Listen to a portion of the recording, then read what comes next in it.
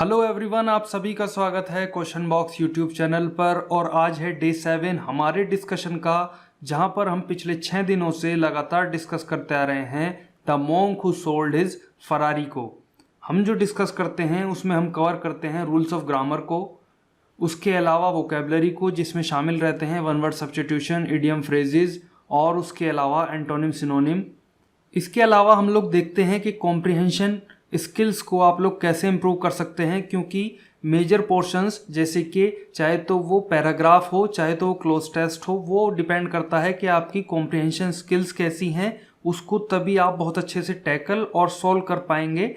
तो आइए अभी हम लोग बढ़ते हैं आगे, और हम जो आज डिस्कस करने वाले हैं उसमें मोटा मोटी ये दो पैसेजेस, एक ये और एक ये वाला पैसेज हम लोग कवर करने वाले हैं। सेशन थोड़ा सा लंबा हो सकता है क्योंकि कोशिश की जाएगी कि हर एक चीज़ को डिटेल में डिस्कस किया जाए। आइए सेशन शुरू करते हैं। पैसेज दिया है, Julian's once enthusiastic nature had been replaced by a deathly sombreness. सबसे पहले हम वोकेबलरी पार्ट को कवर करते हैं। देखिए, एंथुजियास्टिक होता है उत्साहपूर्ण, नेचर होता है प्रकृति या फिर कह सकते हैं कि उसका जो स्वभाव, और उसके अलावा डेथली होता है घातक, सोम्बरनेस होता है उदासी।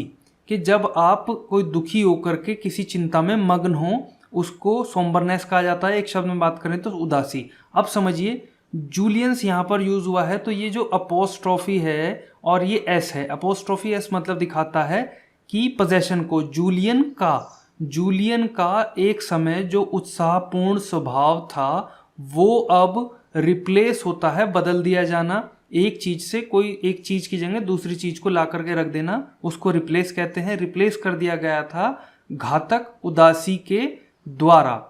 अब ये तो हमने दो चीजें कवर कर ली। अब तीसरा पॉइंट है कि ये जो हैड और बीन, इसके साथ में वर्ब की थर्ड फॉर्म यूज हुई है, उसके बाद में इन्होंने बाय का यूज किया है। तो ये है क्या? देखिए, बाय से आप समझ गए होंगे कि ये पैसिव वॉइस है। अगर बाय नहीं भी है तब भी आप एक चीज और समझ सकते हैं कि हैड के साथ बीन यूज हुआ है और बीन के साथ में वर्ब की थर्ड फॉर्म का यूज हुआ है। जबकि हम एक्टिव वॉइस में क्या यूज करते हैं? एक्टिव वॉइस में हैड प्लस बीन कौन से टेंस में बनता है?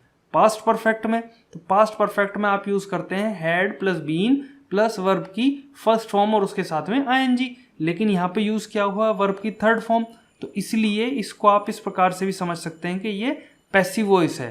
तो अब हम बढ़ते हैं आगे। पर्सनली, व्यक्तिगत रूप से, आई थिंक, मैं ये सोचता हूँ। देखिए, आई के साथ में थिंक का यूज हुआ है। थिंक वर्ब की फर्स्ट फॉर्म है और आई जो है उसके साथ में थिंक का यूज हमें क्या बताता है? ये दर्शाता है कि यहाँ पर जो है ये है प्रेजेंट इंडेफिनिट में। प्रेजेंट इंडेफिनिट में आप क्या यूज करते हैं? आई के साथ में वर्ब की फर्स्ट फॉर्म और उसके साथ में एस का तो यूज नहीं करते ना, आई वी दे के साथ में। तो इसी प्रकार से यहाँ पे आई के साथ में केवल थिंक का यूज हुआ है। मैं ये सोचता हूँ कि उसके जीवन ने खो दिया था, हैड के साथ में वर्ब की थर्ड फॉर्म लॉस्ट, खो दिया था ऑल सेंस ऑफ पर्पस। या ये कह सकते हैं कि मैं ये सोचता हूँ कि उसके जीवन ने अपना सभी प्रकार का जो उद्देश्य था, हर एक के जीवन का कुछ ना कुछ उद्देश्य होता है, तो ये कहना चाह रहे हैं कि उसके जीवन ने अपने सभी उद्देश्य खो दिए थे।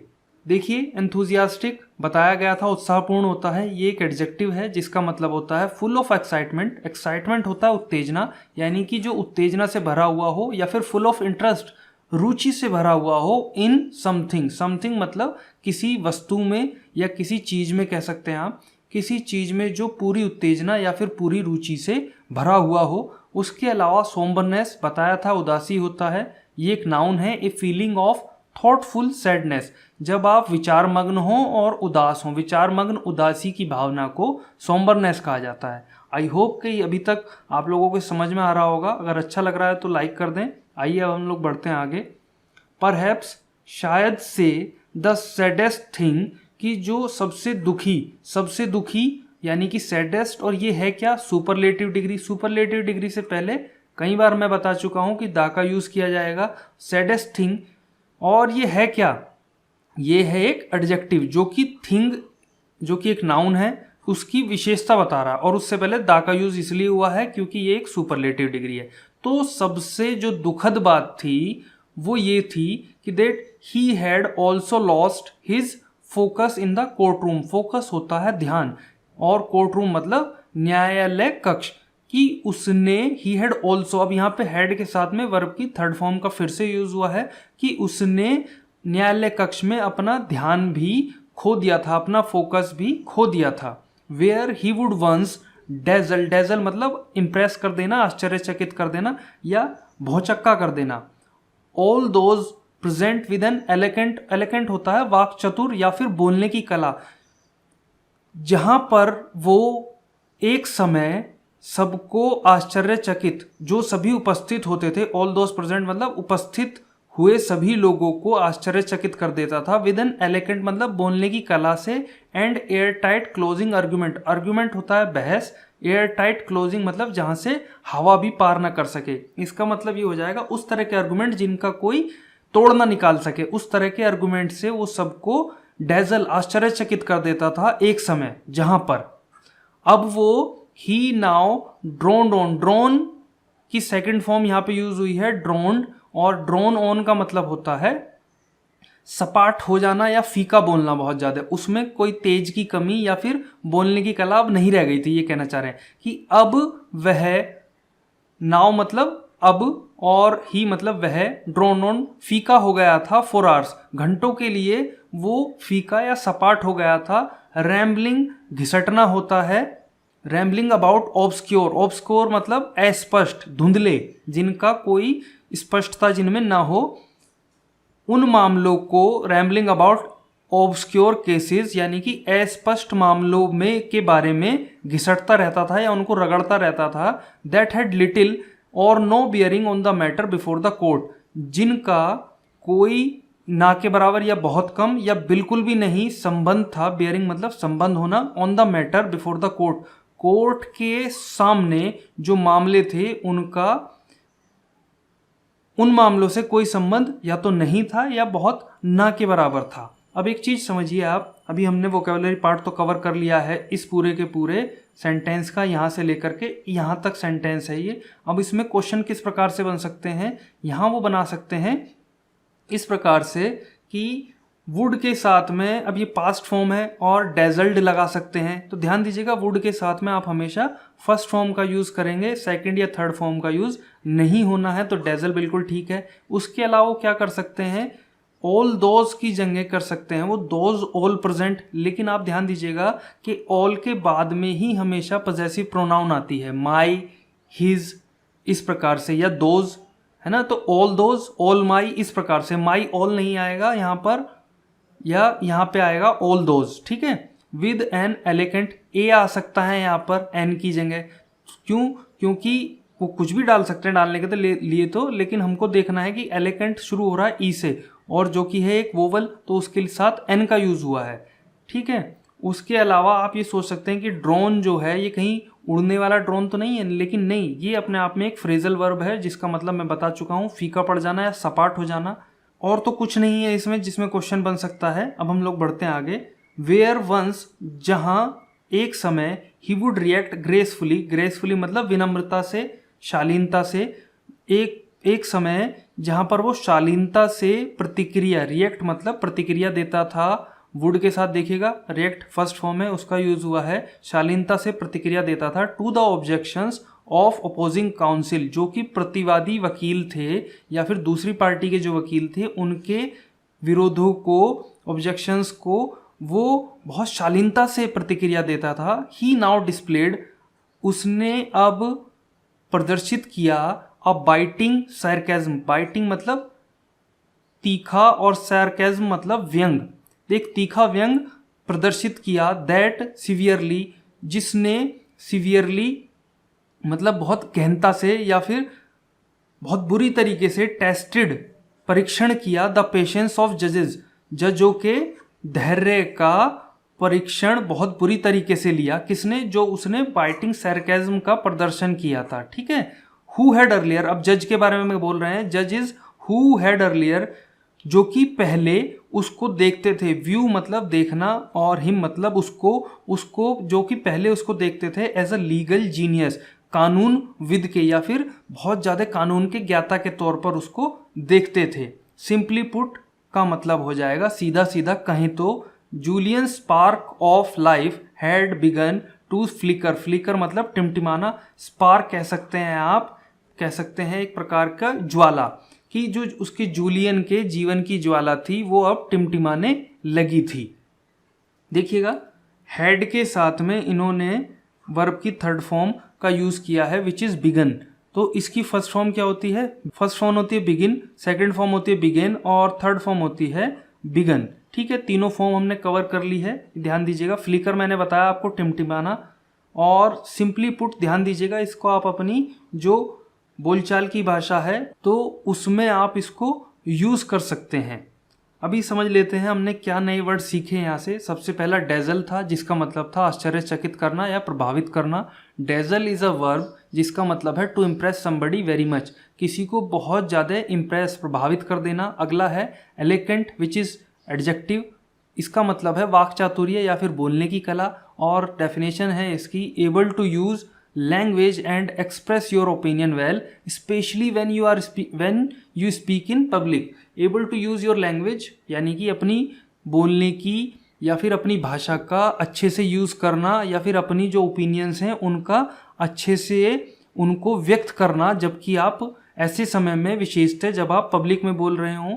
अगला है रैम्बल, घिसटना बताया था, एक वर्ब है। To talk for a long time है ना, कंफ्यूज्ड वे, कंफ्यूज तरीके से किसी एक बात पर बहुत देर तक बोलते रहना। नेक्स्ट है ऑब्सक्योर, अस्पष्ट था। नॉट ईजी टू सी और अंडरस्टैंड, ऐसा कुछ जिसको कि आसानी से देखा या समझा ना जा सके, एक एडजेक्टिव है ऑब्सक्योर। उसके अलावा है ग्रेसफुली, शालीनता से बताया था, एक एडवर्ब है जिसका मतलब होता है इन अ स्मूथ, रिलैक्स्ड और अट्रैक्टिव वे। स्मूथ मतलब बहुत मुलायम या फिर बिना खुरदुरा कह सकते हैं शालीनता से, रिलैक्स मतलब कह सकते हैं बिना तनाव के, और अट्रैक्टिव मतलब आकर्षक। तो इस तरीके से अगर इसको एक शब्द में कहें तो हो जाएगा शालीनता से। उसके अलावा है flicker which is a verb जिसका मतलब बताया था आपको टिमटिमाना, to keep going on and off. अगर कोई चीज़ ऑन एंड ऑफ हो रही है, जैसे बल्ब है तो अगर उसको आप ऑन ऑफ करेंगे तो दूर से वो ऐसा दिखाई देगा जैसे टिमटिमा रहा है। जैसे कि तारों की बात करें तो कभी वो चमकते हैं एकदम, फिर जो है वो अपनी रोशनी, उनकी रोशनी जो है वो दिखने बंद हो जाते हैं, तो उस परिस्थिति को बोला जाता है टिमटिमाना। आइए अब हम लोग बढ़ते हैं आगे और देखते हैं ये वाला passage. It was not just the strain of his frenetic pace. Frenetic होता है उन्मादी और गति, ये न केवल स्ट्रेन होता है दबाव, ये न केवल जस्ट मतलब होता है उसकी जो फ्रेनेटिक उन्मादी गति थी उसका दबाव था बहुत ज़्यादा, वो आपने अभी तक पढ़ा होगा तो ये हमने समझा है कि वो केस के ऊपर केस ये लेता ही रहता था, वो कभी भी जो है सेटिस्फाई नहीं हुआ और उसने कभी भी जो है आराम नहीं किया। तो ये उसके लिए यूज़ हुआ है फ्रेनेटिक पेस, जिसका मतलब मैंने बताया आपको उन्मादी गति, और इनने केवल उसका दबाव था that was marking him for an early grave. Grave होता है कबर, मतलब जो उसकी अर्ली शीघ्र मृत्यु के लिए उसको चिन्हित कर रही थी। मार्क मतलब चिन्हित करना। आई सेंस्ड इट, मैंने ये इस चीज़ को जो है फील किया या मैंने इस चीज़ का पता लगाया।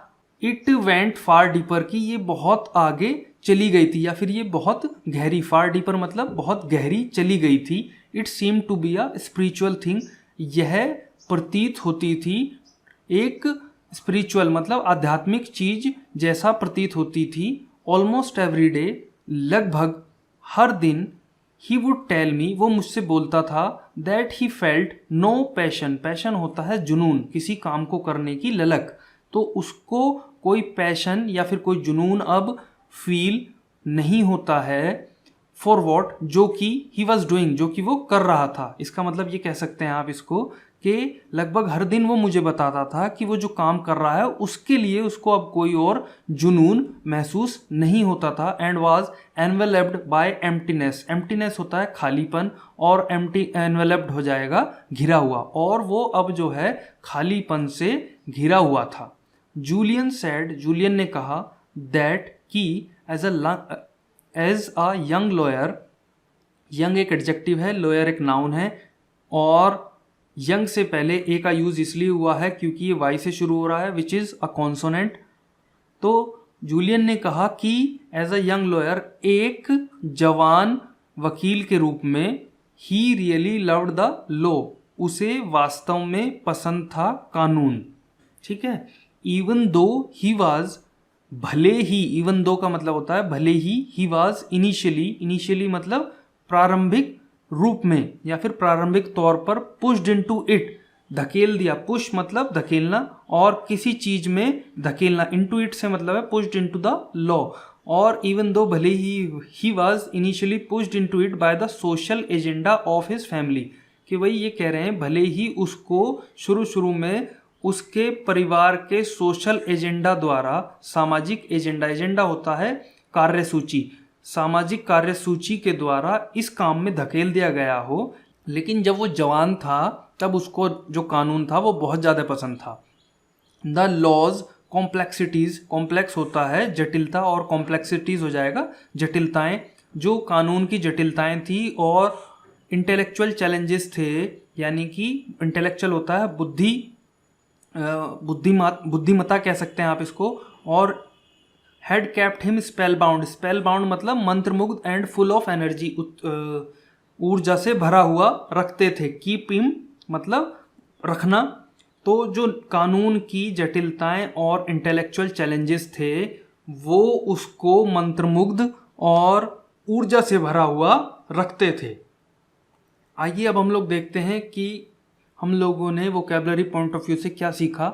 सबसे पहला है स्ट्रेन, ये एक नाउन है जिसका मैंने बताया था दबाव होता है मतलब, और अगर डेफिनेशन की बात करें तो होता है वरी और pressure caused by having too much to deal with, ऐसी चिंता या दबाव जो कि आपको मतलब बहुत ज़्यादा किसी चीज़ के साथ में डील करने पर उत्पन्न हुआ हो। उसके अलावा है फ्रेनेटिक, एडजेक्टिव है, fast and energetic in a rather wild way, तेज और ऊर्जावान एक जंगली तौर पर, या कह सकते हैं इसको उन्मादी। स्पिरिचुअल होता है आध्यात्मिक, एडजेक्टिव है, कंसर्निंग डीप थॉट्स, फीलिंग्स और इमोशन रेदर देन बॉडी और फिजिकल थिंग्स, बॉडी शारीरिक या फिर मतलब शारीरिक चीज़ों के अपेक्षाकृत जो अंदर की थॉट्स या फिर फीलिंग्स या फिर इमोशन से संबंधित हो, कंसर्निंग मतलब संबंधित, उसको स्पिरिचुअल बोला जाएगा। फिर है एजेंडा, नाउन है, a list of matter that need to be discussed और डील्ट विद, कार्यसूची मैंने आपको इसका मतलब बताया था। फिर है कॉम्प्लेक्सिटीज, नाउन है, जटिलताएं हैं, the state of being complex and difficult to understand, जिनको समझना मुश्किल हो। अब बढ़ते हैं आगे। Its power to effect social change had inspired and motivated him, inspired and motivated दोनों के सिमिलर मीनिंग है, प्रेरणा देना। अब एक चीज़ ये समझिए, इट्स दो होते हैं, मैंने सबसे पहले वाले जो हमारा डिस्कशन था फर्स्ट डे का उसमें भी बताया था, एक होता है ये वाला इट्स, एक होता है ये वाला इट्स। देखिए यहाँ पे अपोस्ट्रोफी एस भले ही लगा हो, लेकिन ध्यान में इसलिए इसको वो कर रहा हूँ, आपको अभी बता रहा हूँ क्योंकि एक बहुत इंपॉर्टेंट चीज़ है। यूज़र इसमें हमेशा गलती करते हैं, मतलब कई बार गलती करते हैं, हमेशा तो नहीं कहना ठीक रहेगा। इट्स का जो फुल फॉर्म है वो है इट इज़, और यहाँ पर कोई भी अपोस्ट्रोफी नहीं लगा है, फिर भी इसका मतलब वही है जो अपोस्ट्रोफी का होता है, इसका, और जबकि इट्स का मतलब है यह है। तो यहाँ जो इट्स है इसका मतलब हो जाएगा इसकी जो पावर थी, किसकी, कानून की, कानून की जो पावर थी टू इफेक्ट सोशल चेंज। देखिए टू के बाद में इन्होंने नाउन का यूज़ किया है, होना क्या चाहिए था, अफेक्ट होना चाहिए था। तो इसको आप इस तरीके से समझ लीजिए, इसमें भी लोग हमेशा कंफ्यूज करते हैं एसएससी के पॉइंट ऑफ व्यू से, लेकिन अगर आप बोलचाल की भाषा से करें तो मॉडर्न जो ग्रामर लैंग्वेज है उसमें ये एक्सेप्ट कर लिया गया है कि आप टू इफेक्ट भी यूज़ कर सकते हैं। लेकिन अगर कंपटीशन के पॉइंट ऑफ व्यू से देखें तो यहाँ पर आना चाहिए था टू अफेक्ट, कि सोशल चेंज, सामाजिक बदलाव, कि इसकी जो पावर थी सामाजिक बदलाव को प्रभावित करने की जो पावर थी उसने उसको हमेशा प्रेरणा दी या हमेशा प्रेरित किया। बैक देन, उस समय, ही वॉज मोर देन, वह था, मोर देन, मोर कंपैरेटिव डिग्री है और इसके साथ में आपने देन का यूज करना है, just some rich kid from Connecticut, या फिर कनेक्टिकट हो सकता है इसका मतलब, जो भी है। ये एक स्टेट है यूएस में या फिर इंग्लैंड में, बहुत ज़्यादा मुझे इसके बारे में नहीं पता है। ही वॉज मोर देन, कि वो इस जगह के किसी अमीर बच्चे से कुछ ज़्यादा था। वो मोर देन मतलब कुछ ज़्यादा था, एक एवरेज अमीर बच्चे से किसी क्षेत्र के वो कुछ ज़्यादा था उस समय। He really saw himself as a force for good. ही उसने वास्तव में देखा खुद को as a force for good, अच्छे के लिए, अच्छे बदलाव की चीज के, अच्छे बदलाव के बल के तौर पर या अच्छे बदलाव के कारक के तौर पर खुद को देखा। एन इंस्ट्रूमेंट उपकरण, फॉर सोशल इंप्रूवमेंट सामाजिक सुधार के लिए एक उपकरण। Who could use his obvious, obvious मतलब जो दिखाई दे रहा हो, स्पष्ट, स्पष्ट जो गिफ्ट थे दूसरों को हेल्प करने में यूज कर सकता था। That vision gave his life meaning, ये जो दृष्टि थी उसने उसके जीवन को, गिव की सेकंड फॉर्म है गेव और थर्ड फॉर्म होती है गिवन, उसके जीवन को एक अर्थ दिया। It gave him a purpose, उसने दिया उसको एक उद्देश्य। And it fuelled his hopes, और उसने उसकी आशाओं को फ्यूल किया। फ्यूल क्या होता है? ईंधन। लेकिन यहाँ पे क्या मतलब निकलता है? यहाँ पे होगा कि उसने किसने? लॉ ने उसकी जो आशाएं थी उनको हवा दी। अगर आप आग को हवा देते हैं तो वो और भड़कती है, तो उसी प्रकार से है कि आशाओं को हवा दी मतलब आशाओं को और ज़्यादा उसमें पॉजिटिविटी आई। आइए समझते हैं अब हमने क्या नए वर्ड सीखे हैं। सबसे पहला है इंस्पायर, वर्ब है to make somebody want to do और क्रिएट समथिंग, प्रेरित करना। मोटिवेट है to cause somebody to act in a particular way, किसी को किसी निश्चित तरीके से काम करने में ऐसा मदद करना।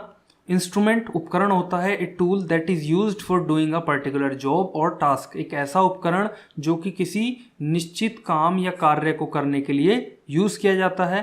फिर है इम्प्रूवमेंट, सुधार होता है इसका मतलब, नाउन, चेंज बदलाव, विच मेक्स द क्वालिटी और the condition of something somebody better, एक ऐसा बदलाव जो किसी वस्तु या व्यक्ति की जो क्वालिटी है या फिर उसकी जो स्थिति है उसको और ज़्यादा बेहतर बनाता है। और है ऑब्वियस, स्पष्ट होता है, इजीली सीन, जिसको आसानी से देखा जा सके या समझा जा सके, या फिर जो क्लियर हो, स्पष्ट हो। सो अभी हम लोगों ने जो हमारे पूरा का पूरे पैसेजेस थे सभी को डिटेल में डिस्कस कर लिया है। आज का सेशन यहीं समाप्त होता है। अगर वीडियो अच्छी लगी हो तो इसको लाइक कर दें, साथ ही आप इसको शेयर भी कर सकते हैं उन लोगों के बीच में जिनको आपको लगता है कि इंग्लिश में इम्प्रूवमेंट की ज़रूरत है। उसके अलावा अगर आप किसी प्रकार का फीडबैक देना चाहते हैं जो कि हमारे लिए बहुत ज़्यादा मैटर करता है तो आप हमें कमेंट करके बता सकते हैं। यहाँ तक बने रहने के लिए आपका बहुत बहुत धन्यवाद।